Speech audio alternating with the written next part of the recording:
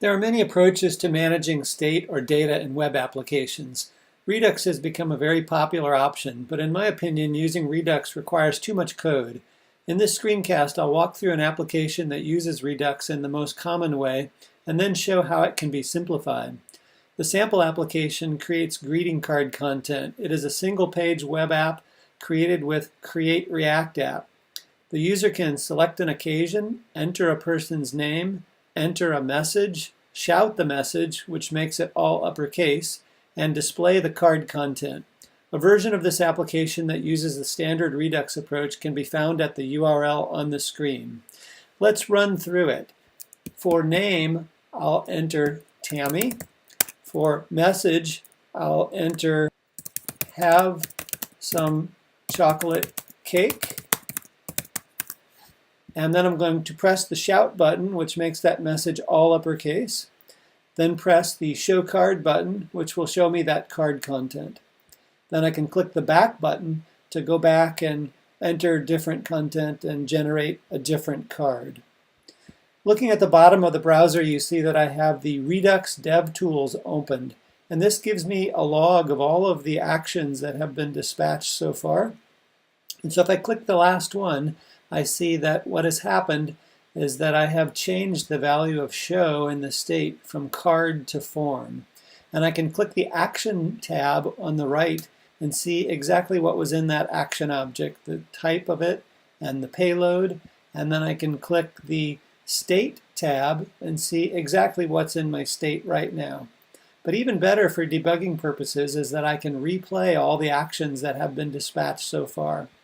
And so starting from where I am, I can click this left pointing angle in the lower right, and that takes me back one action. And the UI updates to show me what it looked like at that point. And I can continue doing that and step backwards, in this case taking one character at a time off of the message.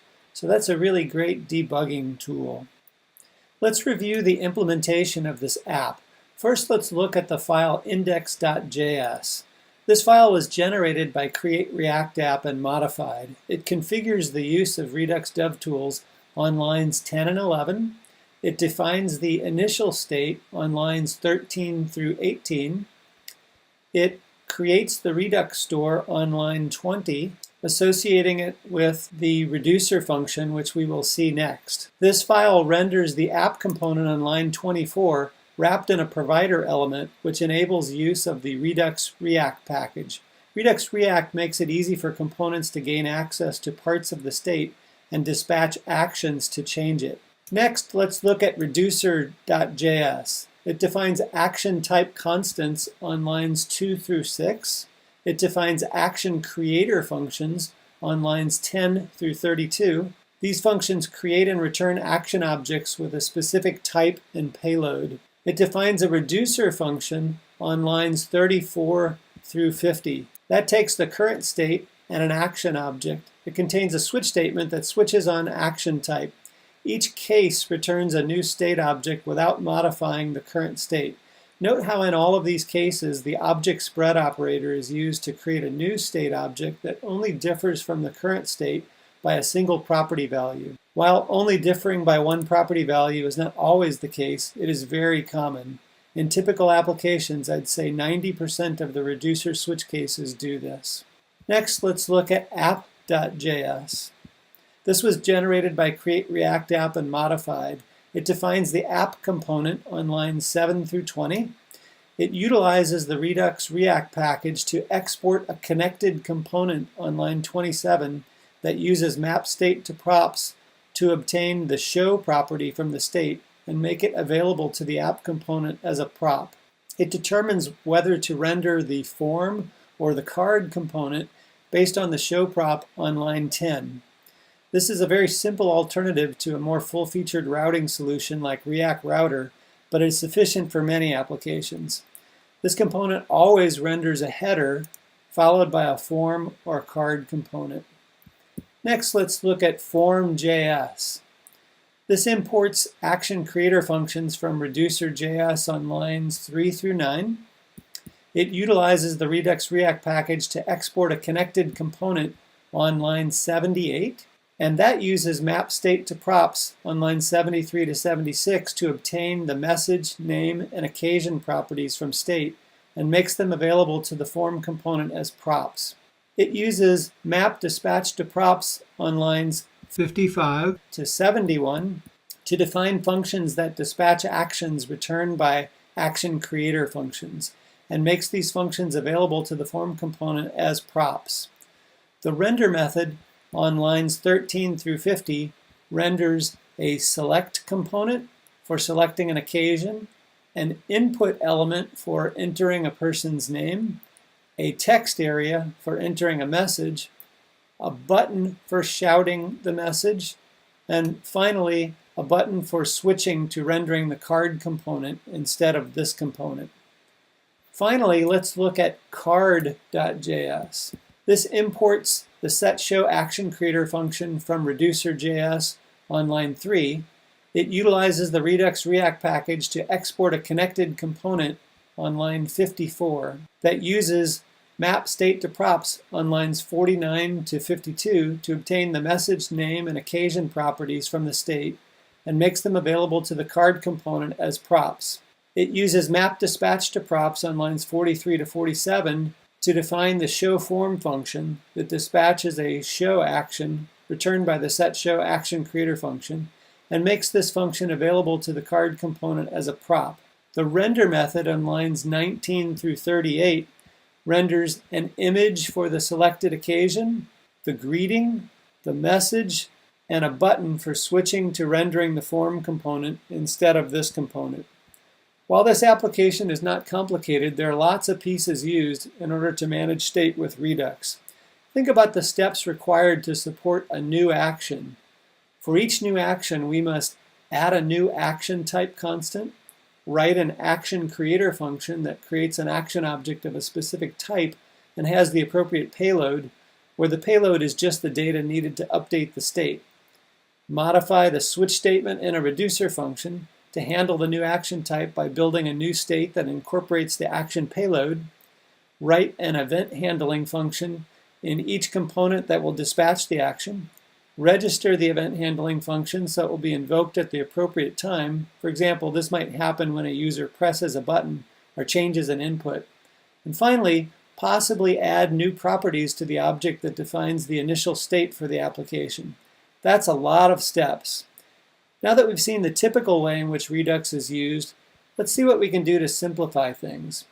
I have primarily used React over the last few years and have created a library that simplifies the use of Redux. It's called Redux Easy and can be found in NPM at the URL on the screen. Redux Easy uses the Redux and React Redux NPM packages under the covers. A version of the sample app that uses this simpler approach to state management can be found at the URL on the screen. The goals we want to achieve are the following.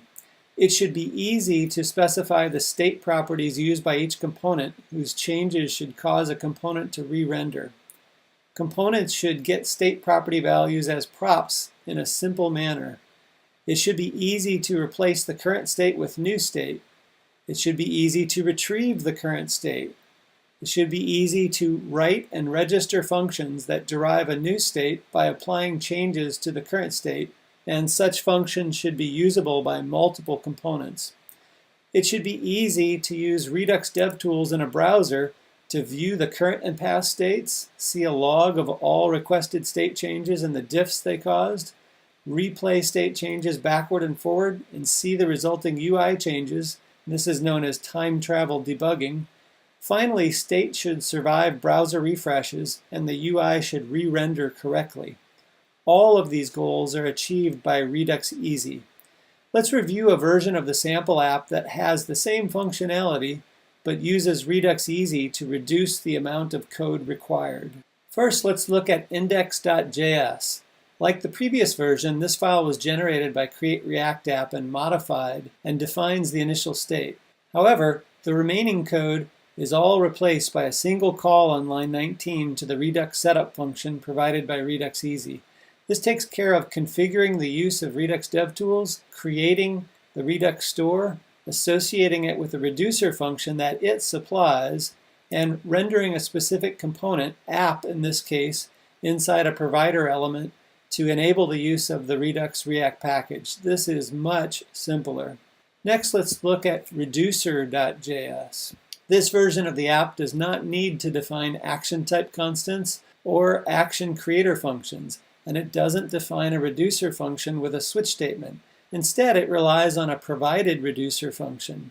For simple actions, no custom code is needed. For complex actions, the add reducer function can be passed an action type name and a function to be invoked whenever that action type is dispatched.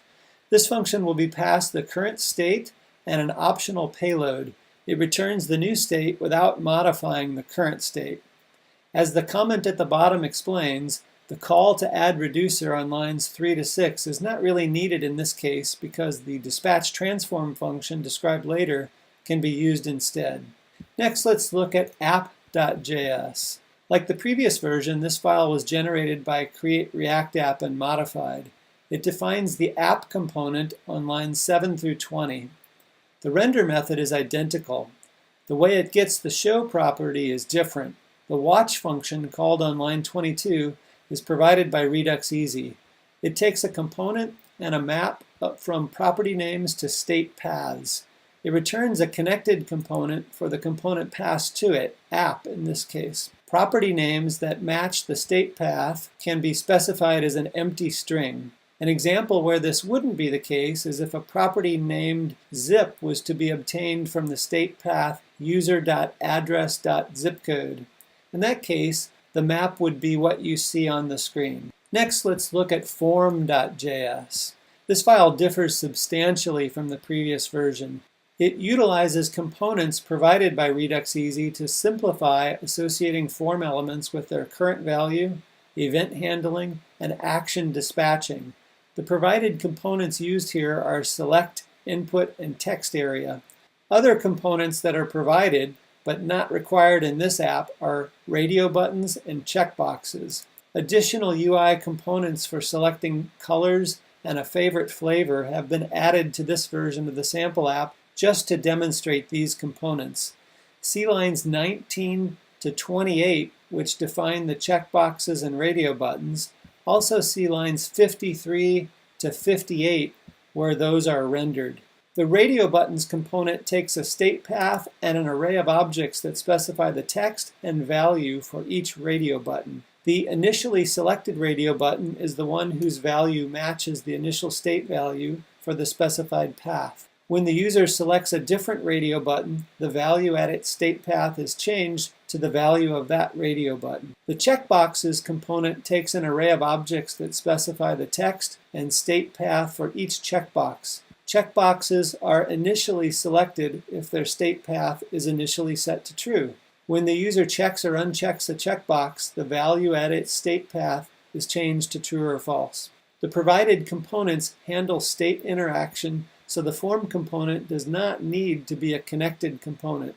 Note how the select, input, and text area components on lines 34, 42, and 46 all take a path prop. This specifies the state path from which to obtain their current value and the state path that should be updated if the user changes the value. The shout button on line 47 has an on-click prop that refers to the shout method on line 14. This method uses the provided dispatch function to dispatch a shout action that happens to not require a payload. The show card button on line 51 has an on-click prop that refers to the show card method on line 16. This method uses the provided dispatch set function to dispatch an at set action that changes a given state path to a given value by using the typical Redux pattern where the current state is replaced by new state. In this case, the state prop show is changed to card. Both of these actions appear in Redux DevTools just like in ordinary Redux usage.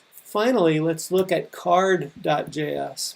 The render method on lines 21 to 35 in this component is the same as in the previous version, but the way it obtains props from state differs. This uses the provided watch function on line 38 that we saw in app.js. Note how easily we can specify mapping of state paths to props. Like in Form.js, the back button on line 32 has an onClick prop that refers to the showForm method on line 19. This method also uses the provided dispatch set function. In this case, the state prop show is changed to form. Let's run the new version of the app and see the actions that are dispatched in Redux DevTools. I'll select Valentine's Day for the occasion, enter the name Tammy. For the message, I'll enter looking forward to dinner. Then I'll click the show card button. You see our greeting card content. I'll click back so that we can exercise the checkboxes and radio buttons. So I'll deselect red, select green and blue,